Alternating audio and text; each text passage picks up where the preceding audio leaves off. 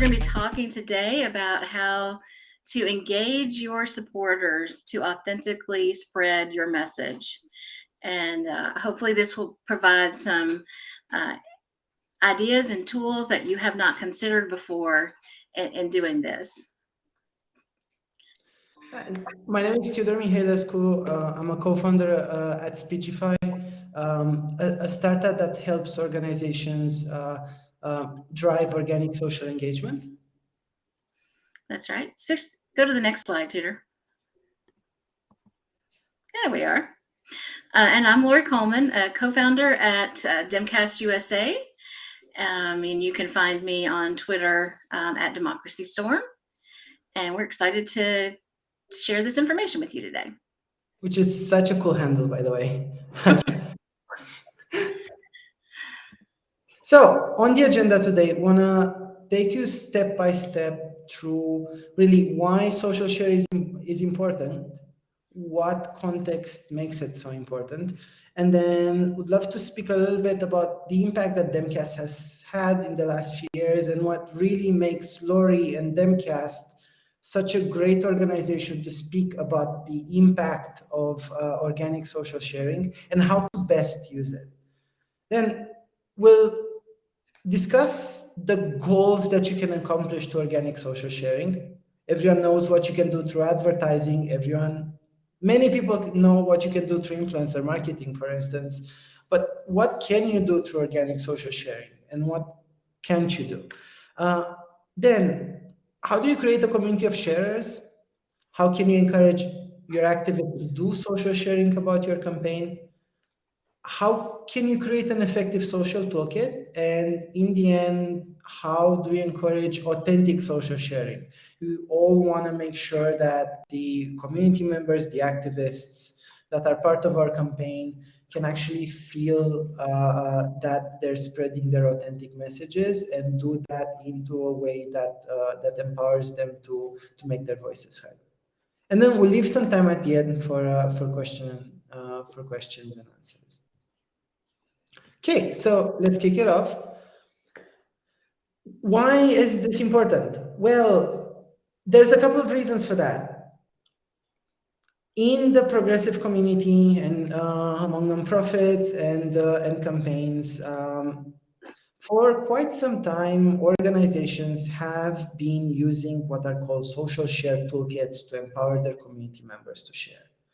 And a couple of months ago, Twitter came out with a new set of rules around what they call copy pasta, which I didn't really know it was a thing before then, but apparently it is. What they call copy pasta is an attempt by multiple individuals to duplicate content from an original source and share it widely across social platforms or forums.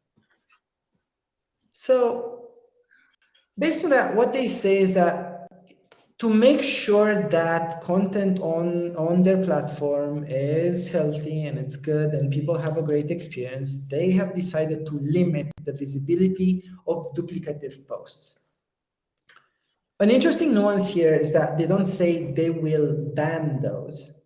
They still acknowledge that a part of Twitter is basically sharing similar messages to amplify their visibility. But they do say that in order to make sure that a user will not see duplicative content in their own feed from multiple people, they will limit the visibility of that. This obviously encourages a conversation around how can you engage your communities and how can you make sure that when they raise their voice, they do so in a way that is original and authentic, but also at the same time, how do you manage to create scale through that? Why are we even having this discussion? And this goes through to the next slide. Well, social media and the internet has changed a lot in the last few years. A couple of months ago, Google came out with this statement, and you can see here a highlight from an article about it, when they realized that people don't search anymore, especially young people. if they want to find out about lifestyle choices, if they want to search for a good restaurant or a place they want to visit, they don't go to Google anymore. They go to Instagram and TikTok for it. And they use the search functions in there. They search for hashtags.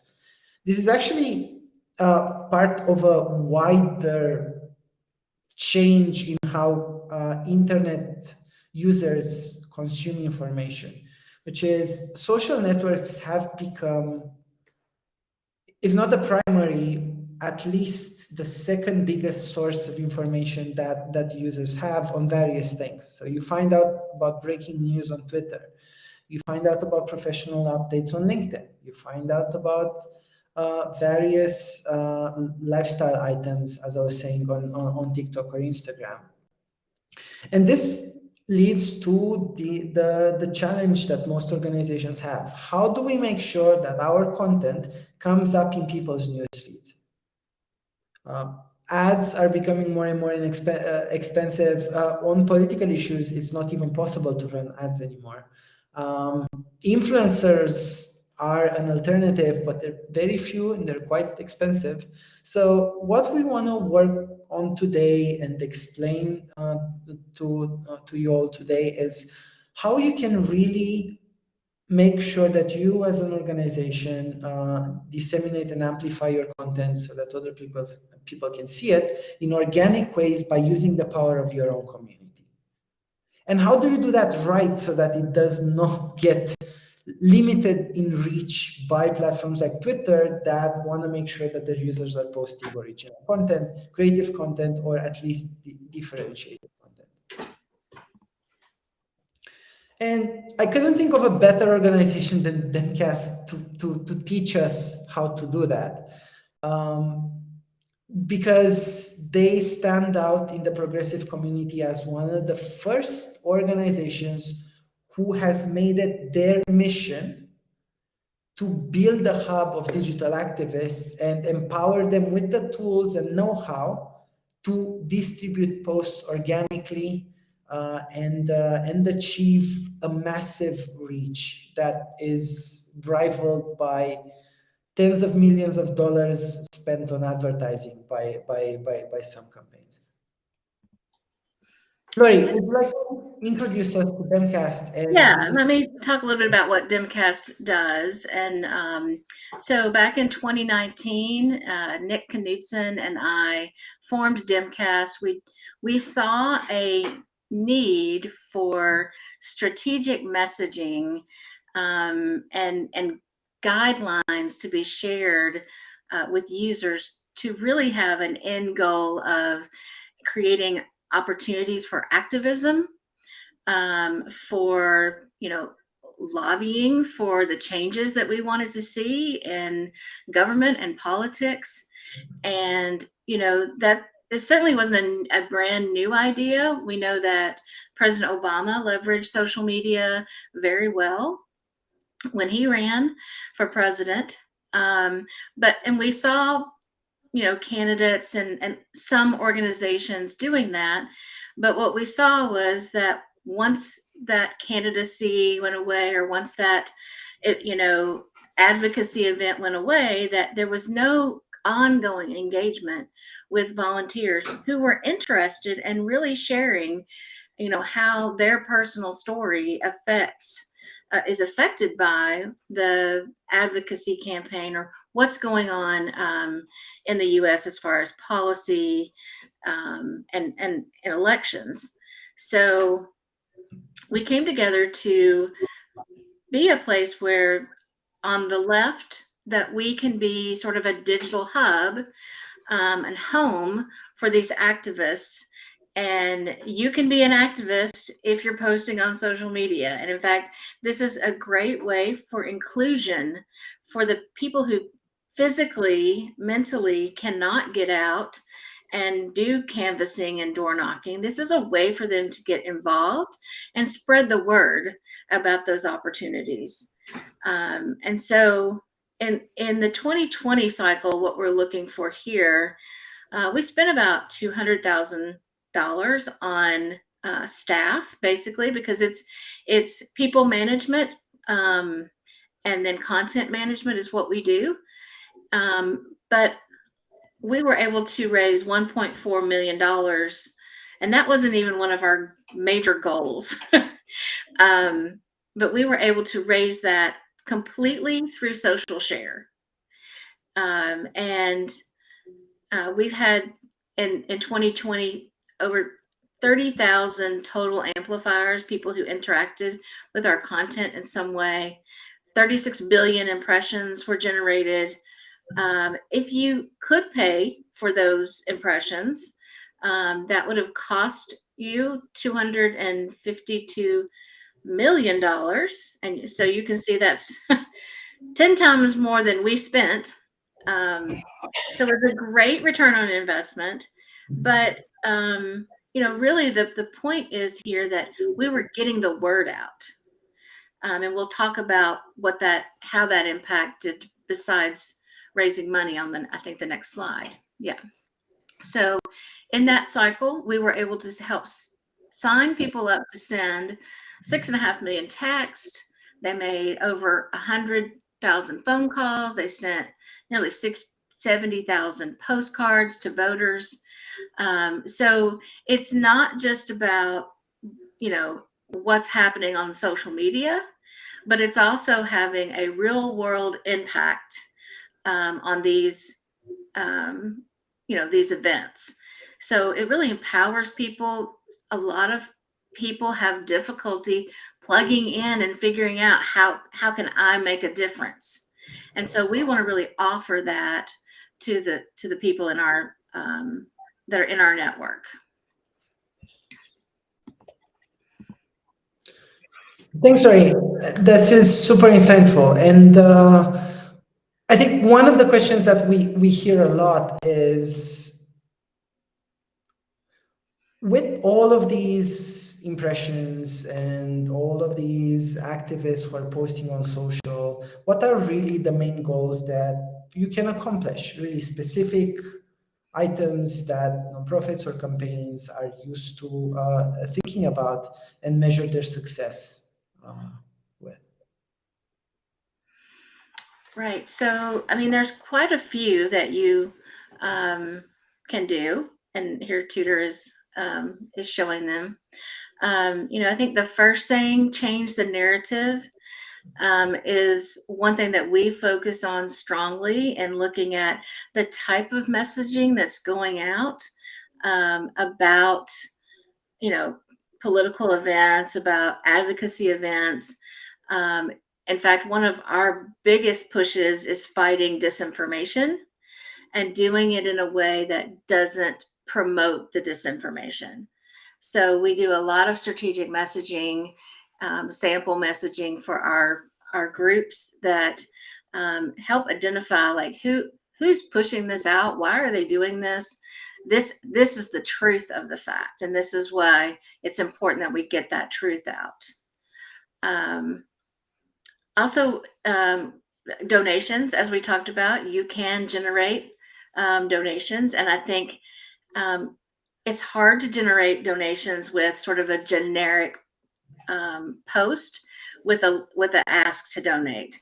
Like, you've really got to make it personal for somebody to feel like they need to invest in you winning this race, or being able to accomplish this task. So again, it's not just about asking for donations, it's making it clear to people why they should be the ones to spend their hard-earned money in support of this action. And so that is a challenge, but it's something that requires really creative thinking as far as what kind of message moves different people.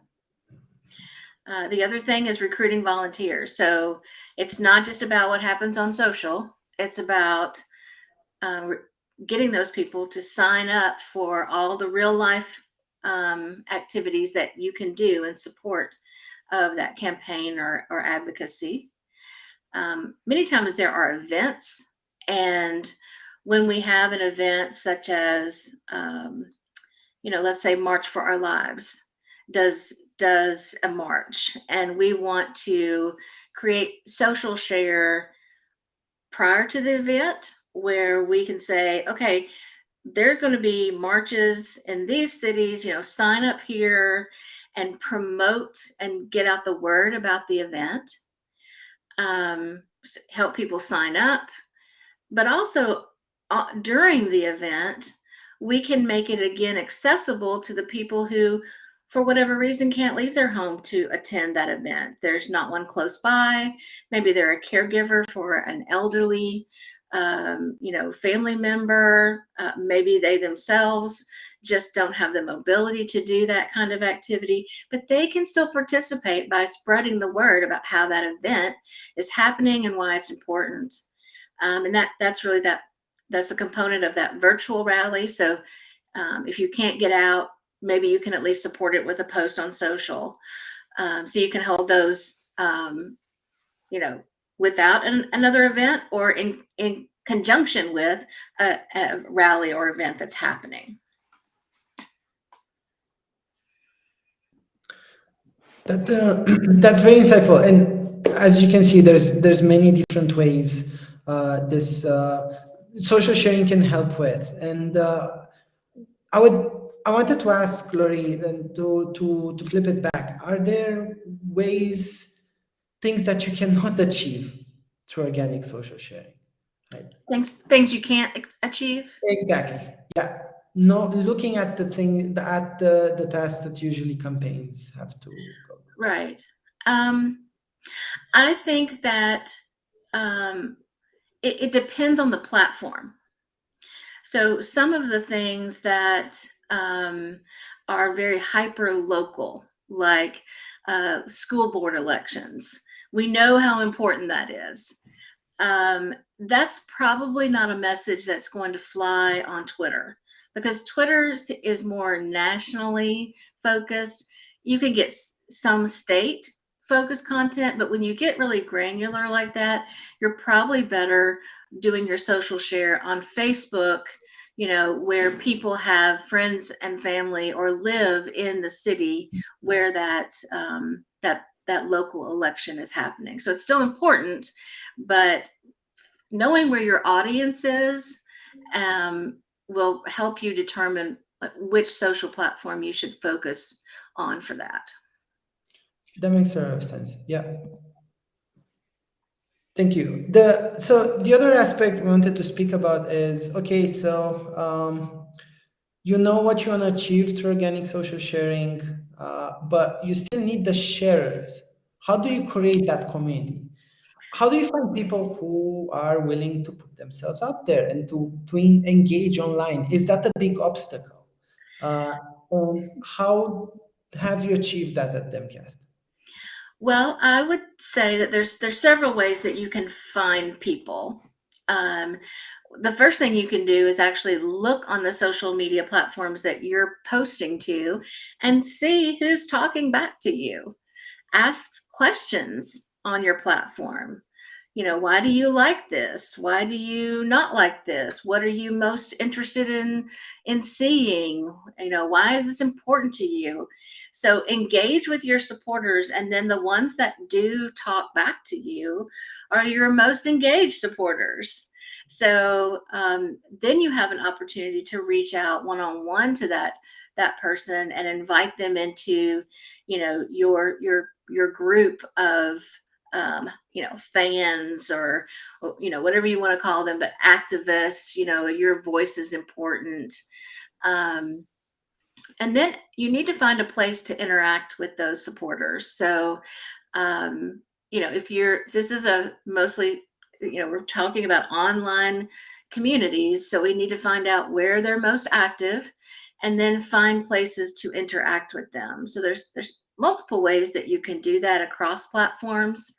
So for example, Instagram has the ability to make like small groups of about 30 people each. So you can do groups there. On Facebook, of course, you can do open and closed Facebook groups that allow you to talk back and forth. On Twitter, there are you can create messages messaging groups through direct messages. So find out where they're at, where they're most comfortable, and then you need to listen to them. So you need to have volunteers or paid staff that are visiting those spaces routinely, talking back and forth with your supporters. What are they interested in? What's important to them? And incorporate that into your messaging. Now, one of the things that organizations have a hard time with is turning some control of the message over to their supporters. So, we'll talk about, how Dimcast does this, but if you have good content, and you're listening to your people on the ground or in that community, then you need to be able to turn over some of that control of how that message is getting out there, because we're going to ask them to make it personal, to personalize it, which means you're going to have to give up a little bit of control of what that final product looks like. But the more like strategic messaging that you can give them, like, this is why it's important to stay on topic for this. These are the key areas that we want you to mention, or mention at least one of these. That kind of instruction will help them, at least try to stay on target for what your org's goals are for that campaign. Yeah, and these are excellent points. So in my career in tech and platform development, I came across a few times organizations who built an app, and then they asked people, "Hey, just join our app, and we will interact with you here." And then in the end, they're scratching their heads and like, "Why don't people join our app?" And this is the reason. Like, you need to find people where they are. If you ask them to volunteer their time, you need to be willing to find them where they are. And I know that Demcast does this very well. I was impressed at the beginning of our collaboration. I was part in some of those Twitter rooms that you all were creating, and I was impressed with how much people were engaging in there. Mm-hmm. And obviously, one of the reasons for that is that because they felt heard and they felt empowered rather than controlled, which goes to the fourth point on your list. This is another thing I don't hear that as much these days, because I think organizations have started realizing more and more. But at the beginning, when we launched Speechify, one of the questions we would receive was, what if someone wants to twist our message? And they end up saying something else than we want them to say. Lori, have you experienced that, or have you heard that question before? So I've definitely heard that question. So my sort of comeback to that is, think about this like digital door knocking. So you're a campaign, and you have volunteers that come in, and you tell them what you want them to say when they knock on the door, right? And here's the leaflet to provide that gives you that visual, right? It's very much like social. But once you turn that digital door knocker free, then they're you don't have any control over what they say at the first door that they knock, or any other door. So this idea that you can control what your volunteers say and do to the tiniest amount is really just a fallacy, whether it's online or in person. We do vet our volunteers. On social, we look to see if they're already posting things that fall within line of what we're talking about. We have had a very tiny number of volunteers that we, ask that they move on to another project because they had a hard time staying strategic with their messaging. And but for the most part, um, we just want to give people the tools, and people are looking for those tools. They want to be active. They're just not quite sure what to say or how to do it.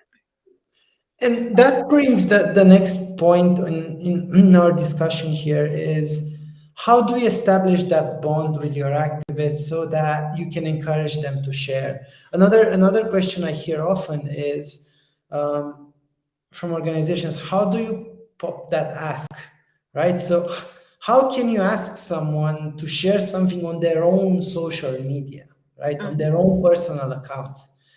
Isn't that weird? Isn't that, I don't know, abnormal to ask that?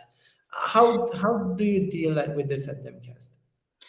Well, I think, we do some orientation about, who we are. And, as an organization, candidate, whatever, you have to create that trust that this is someone that I can trust to give me the truth, right? Not just a skewed notion of their truth, but the truth. Um, and that we're factual.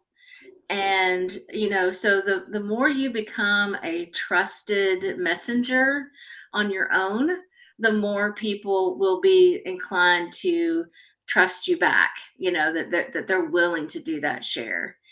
And I'm going to talk about that a little bit more in the social anxiety section. um, but why is it critical to share? So we have to make people think that their post on social media is important. And it is, but it's most important when it's said in a crescendo of voices. So think about Twitter, and you go to the what's trending page, right? You need about 2,000 to 3,000 individual posts that before something will quote trend on Twitter. So you have to have that number of individuals willing to share that all, and the same similar time frame to get it to something to trend. But repetition is the key to winning messaging wars. And if you hear something over and over and over and over again, it's more likely that you are believed. And that works whether the information is true or not. So, for example, Stop the Steal in 2020 convinced a lot of people on the right that the election was actually stolen. Why it's critical for us to share is to combat those false narratives. Um, and they're not going to share if it's too difficult. I'm just going to tell you, if it takes more than 3 clicks for them to share, no matter how pretty your Google Doc is about all the graphics and messages and hashtags that you can use, if they have to copy and paste and download, if you're really, really lucky, you might get 1 share from that person. And that's really a shame, because a lot of the Google Docs that I see are great. They're great in messaging. It's the thing that we need to get out, but it makes it so hard on the sharer, who's maybe standing in line at Walgreens, that they can't do it on the go. So that's one of the things that we focus on. When would you, when I have time for this? Well, what we could do is something we call 5 minutes, 5 actions. And in 5 minutes, you can get on one of our toolkits and share probably 3 to 5 posts quite easily. Or you can go to that hashtag and reply to some of those people that are posting. So there's lots of ways that you can make it easy to share. And that means that people feel like it's a doable thing. It's not something I have to block off an hour a day to go do. right? I can do it in between phone calls, or on a grocery run, or whatever it is. I can do those things and I can get them done really quick, and still feel like I'm contributing to the conversation. Um, and then the last thing here about alleviating social anxiety is it's something like only 9% of Americans use their social feed to do political posts. And a lot of that reason is because they don't feel like they know enough about the topic to share an opinion on it. They're afraid of a negative reaction from their friends and family.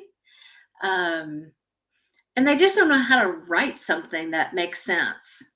And so having that suggested text um, is really very helpful for those people who have a lot of concern about how is this going to come across.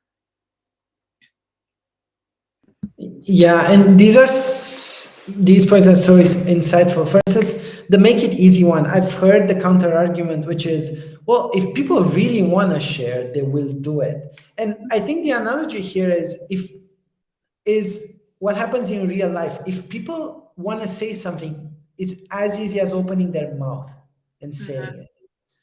The idea here with making it easy for people to post is to introduce that same ease Mm-hmm. that people have when they just open their mouth and they talk to a friend at a dinner table. That's Right. really the thing. And using technology to enable them to have that ease. They still obviously need to think of what they're saying, but it should be easy. It shouldn't be copying and pasting from a Google Doc. It shouldn't be trying to find your right browser to find your social network, realizing you're not signed up into your app and then moving to the other, then forgetting what document you've downloaded and then changing its name, and then like Yeah.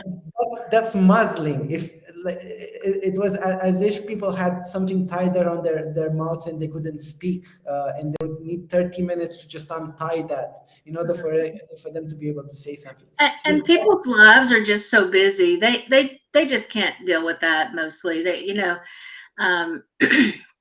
have people who are taking care of children and people who are working maybe two jobs, and you know it, if it's not easy, then you're gonna really narrow down the number of people who are willing to interact with your content.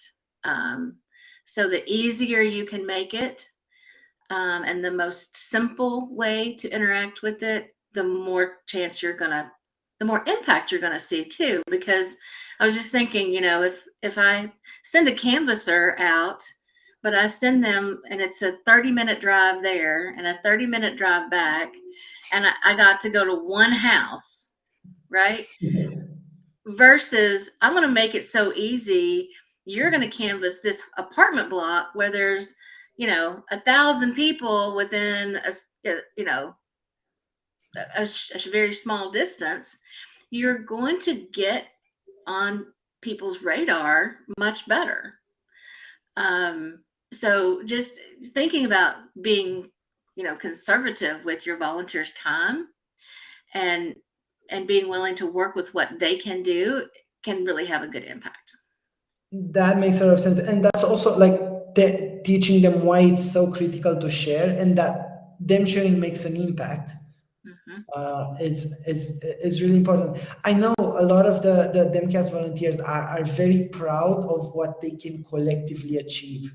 So like all of those numbers you mentioned at the beginning, they take pride in that, knowing that they contributed a small part to Mm-hmm. raising awareness or getting more people to sign up for events or raising donations and so on.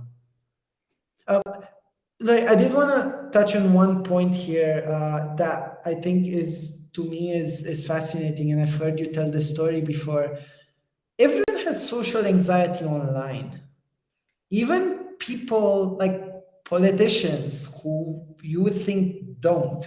Mm-hmm. Um, I know you keep telling that story about that one politician who took a very long Yes, time to. yes. So I a friend of mine was actually running for office for a House Senate, a state Senate seat, and so we met to try to set up her Twitter account and start that. And it literally took her 2 hours to write the first tweet. 2 hours. And then she decided later she didn't like it and she deleted it. And I understand, like, from a politician standpoint, like, how careful do you have to be so that your words don't come back to haunt you, right? As activists, we have a little bit less stress on us that way, because again, we're probably not under the microscope as much as they are. But on Twitter, content sticks around for an average of 15 minutes. So if it's taking you longer than 15 minutes to write it, that's longer than its lifespan. But when I first started on Twitter, I didn't know what I was doing, and it took me a long time to find my voice. And I did a lot of, trial and error to find that. So I think that knowing your voice, when you see some sample messages, you can almost always say, well, that's not the way I would say that. Great. Switch it up. Make it in your voice. Which brings to the next topic, which I find absolutely fascinating. What's an effective social media toolkit? And there's a couple of things that are packed into this, which is, what does a social media toolkit help with? Because having heard you speak before, it's more than just giving people messaging. Correct. So, in thinking about how you structure your toolkit, whatever you use, Google Sheets, Google Docs, and we'll look at Speechify, what we use at Dimcast. But think about, as you're writing a post, think about the overall message you're trying to convey with your toolkit. You won't be able to fit all of the elements in one post. So you want to think about what is the overall post in this toolkit, is it getting across my whole point, or all that I'm trying to accomplish with this messaging? When you're writing an individual post, you want to think about how does the text of the post complement the media of the post. And it's really important to put media with your social post. In general, post with a picture, get 20 to 30% engagement. Post with a video, get 50% more engagement. Doesn't mean there aren't viral posts that don't meet those rules, but in general, that's what we see. But use them complementary. So tell the story and use the picture to tell more of it. So not just repeating what's said in the post, but complementing it, giving you more information. As well as, if you're putting a link in, what's that link for, and why are you asking people to go to that link? I think the toolkit structure itself, we've talked a little bit about, but one of the frameworks that we use, and this comes from Anat Shanker-Osorio, is this concept that when we talk about things and why we want to move people, we want to talk about my values, who doesn't believe that way, and what's the vision we can accomplish if we all work together. And that can be pretty lengthy, like I said, right? So you might not get that all in one post, but you might use your toolkit structure to have, these are the things we believe in, and these are the people who don't believe in that, and this is what they believe, but this is what we can accomplish. And so using that structure to really tell a story can be very quite effective. And also what it helps the social anxiety poster, they might only post one post from the toolkit, but they feel more prepared to have that discussion. If somebody says, why are you even posting about this? Nobody's against this. And then you can come back and say, well, yeah, this person voted against that, or yeah, this person wants to repeal Social Security, you know. So, but that you're more engaged and you're more educated as that advocate. There are definitely differences between social platforms. For example, YouTube videos don't do well on Twitter, but they do fine on Facebook. Obviously, TikTok is all video. So it just depends on the platform as far as what graphic size works better on each platform. And it's very helpful if in your toolkit you can supply, which graphics go with which platform. Let's see. And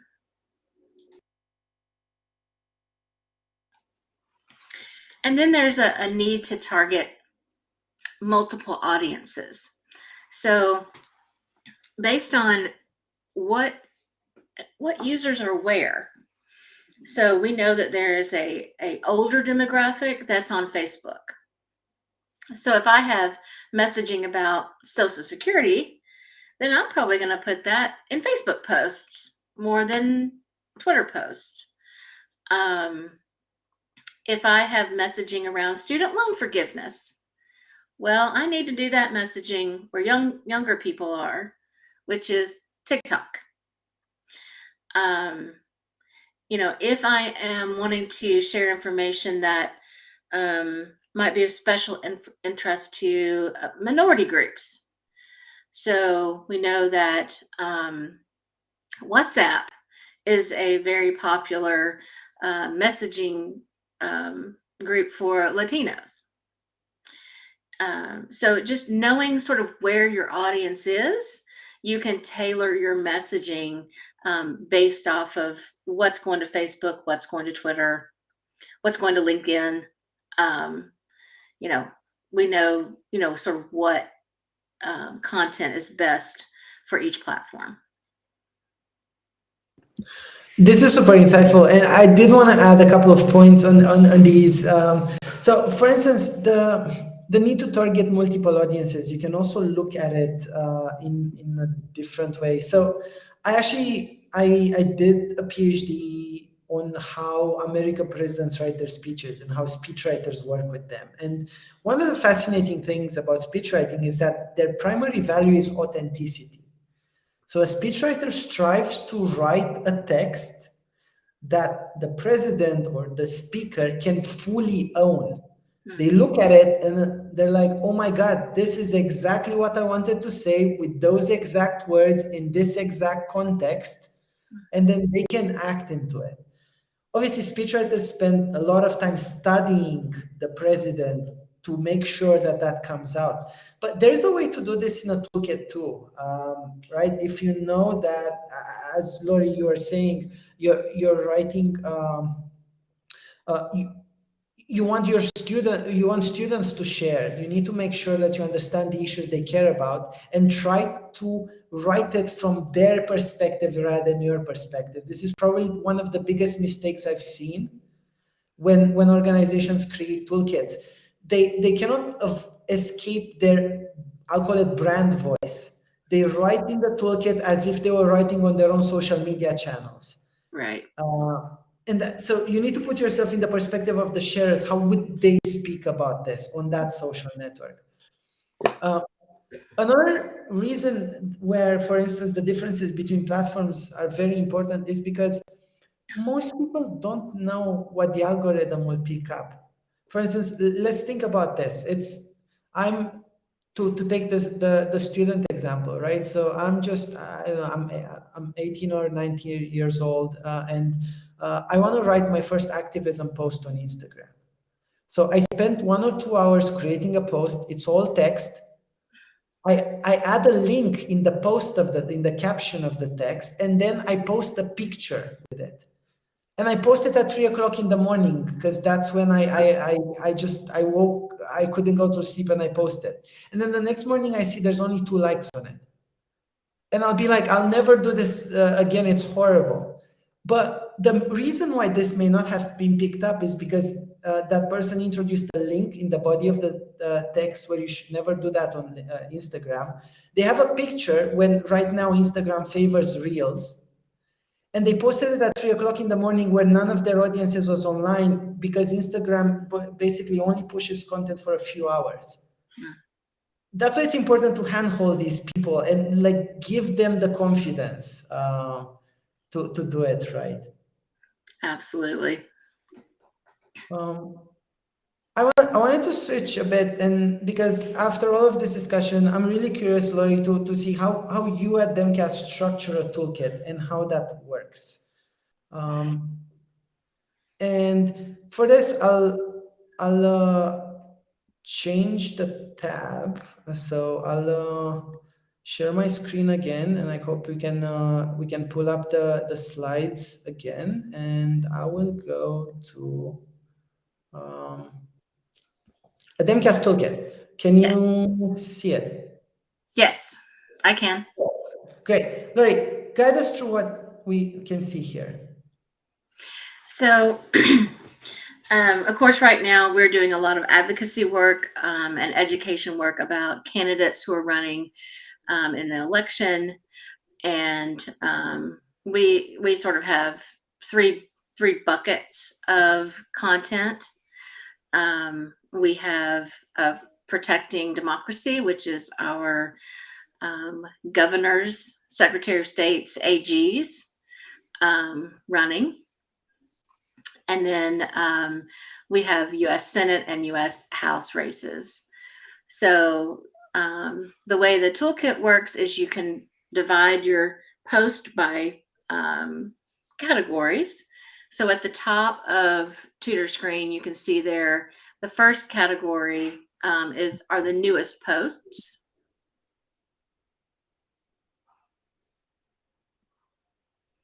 Looks like we might be having, okay, there we go. Yeah. Can you still see my screen? Hello? Hello? Hi, Tudor. This is Erica. I think we lost Lori, but let me bring her back. Sure. There she is. Hello. Sorry about that. I think we lost you for a second. Yeah, so we have those categories across the top, and the newest posts are in that first category where people can come and get fresh content every day to post about the candidates who need the biggest boost and who need to get the message out about who they are and why they're running. So sometimes we don't have this constant live updates. Sometimes it's like a one-time toolkit, or it's an issues that we post and people can post different things from. In this particular case, we've got someone who's updating the toolkit every day with new information about our candidates. So that's how we're using, and this is of course Speechify, Speechify's platform that we use. So you can see a variation between, there's videos, there's graphics, there's links to contribute or volunteer. It's a wide variety of content, so that people can go in. Let's say they really, really care about the Senate. So they can go into the Senate and they can find posts, about their candidates or candidates that they're interested in sharing about. And one of those posts, that post right there in the middle, is a fill in the blank. So one of the nice things about Speechify is that you can actually force them to customize the text before they post, which with the copy paste rule is good, especially if you are doing a timed event. So if you're asking everybody to get onto the toolkit and use it, from 2 to 4 p.m., you're going to see a lot of duplicate information come across people's feeds. But when you force the customization, they have to put something in there that makes their post a little different from everybody else's. You can always still customize. In fact, if it's not required, then you can click on it. And once it opens up in Twitter, that's when you can customize it there as well. So that gives people lots of different options to use. I'm not sure if you can see my Twitter feed now. No, we can't see that. Let me pull it up again. I think I'm changing the different tabs, and that's why it takes a bit longer to do so. But this is what the post looks like when you click on customize and share.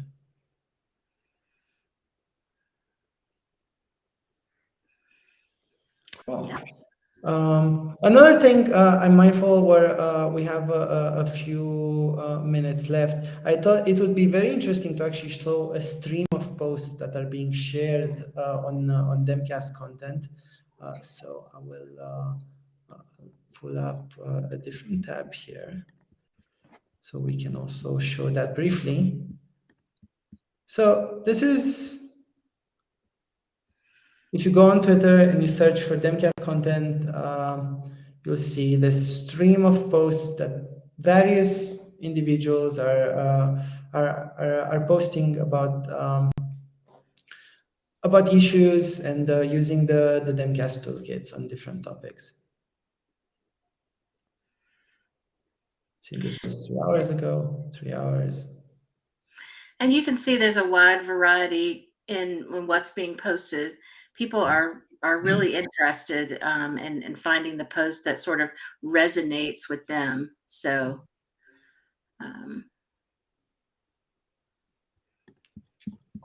Cool. Well, so now we can go into the last item on our agenda today, which is how do you encourage authentic social sharing. We've been speaking a little bit about this, but I do think it's worth spending a couple of minutes really addressing it directly.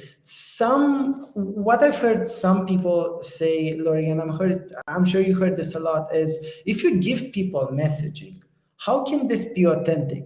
Wouldn't it be authentic if they just write it themselves from scratch? You just leave them on their own, and the ones who can write it on their own, then they'll write it, but that's authentic. How would you respond to that? I think I would respond to that by thinking about one of the things that Speechify was able to tell us is how many times people customize the post that they shared from. And it was something like 90%. I don't remember the exact percentage, but it was a very high amount customized when they shared. So they're already recognizing that this sample post isn't me exactly. And I'm going to go in and change a few things to make it come from me. But again, that fighting that writer's block, the 2 hours of writing a post, if you give them a variety of different style messages, then they can find one that resonates with them. But also encouraging personal storytelling. We actually know from research that this is what changes people's minds, is me telling you a story and explaining what the impact was to me. And when you can have that,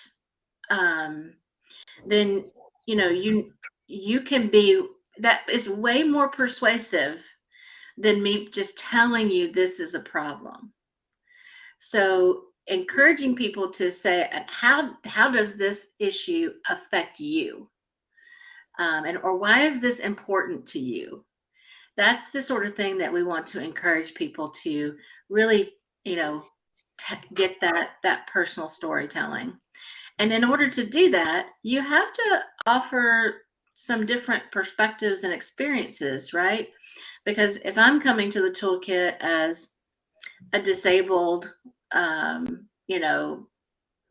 suburban mom, then my perspective is going to be different from the 30-year-old guy who's in a rock band. That's actually my son-in-law. Um, but how we express ourselves on social media is completely different, right? And so we have to, within our toolkits, offer different perspectives that will resonate. They won't resonate. Everything won't resonate with every single person, but hopefully a majority of people can find a message that resonates with them. And that fill in the blank option for Speechify is a great way to force them to do that. But even if you're not using Speechify, you can make it clear in your toolkit instructions that you need them to explain why this is important to them, and why people who care about you should also care about it. Because that's how you get that personal storytelling.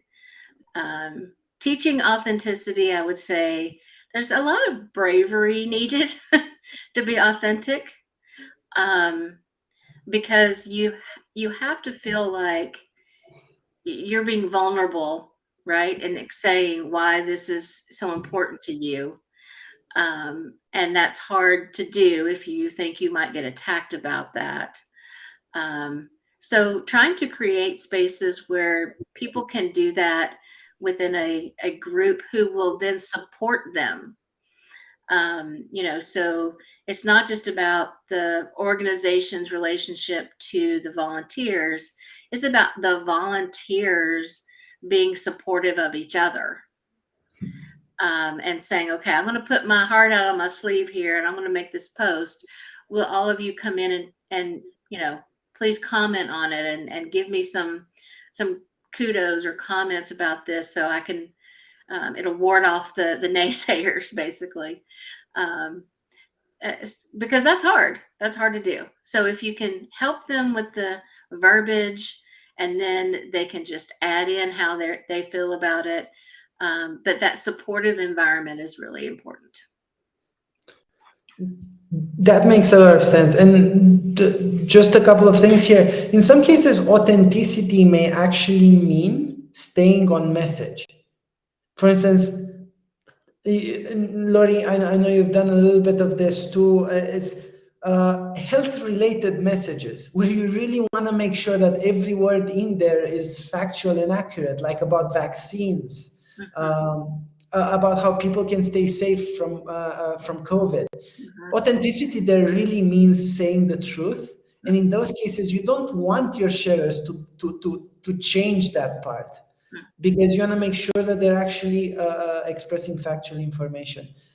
Another way to look at this is an authentic social media post usually comes after years of posting things and learning how to do it. It's just like when you go to school and you know how to, you learn how to read and write. Like you don't just start writing like Shakespeare on day one when someone puts the pen in your hand. It Right. takes time, and these toolkits help people become authentic and express themselves step by step by learning more about social media, which I think is a really interesting way to look at it. And that teach authenticity part of your presentation is very powerful. Very true. I'm mindful we're really at the 1 hour mark. So knowing that this video will go on YouTube, I just wanted to encourage folks to get there in the comments, to ask questions, and we will check them and get back to you, or you can just contact us directly if you want to learn more about organic social sharing, or about what Demcast and Speechify are doing. Thank you.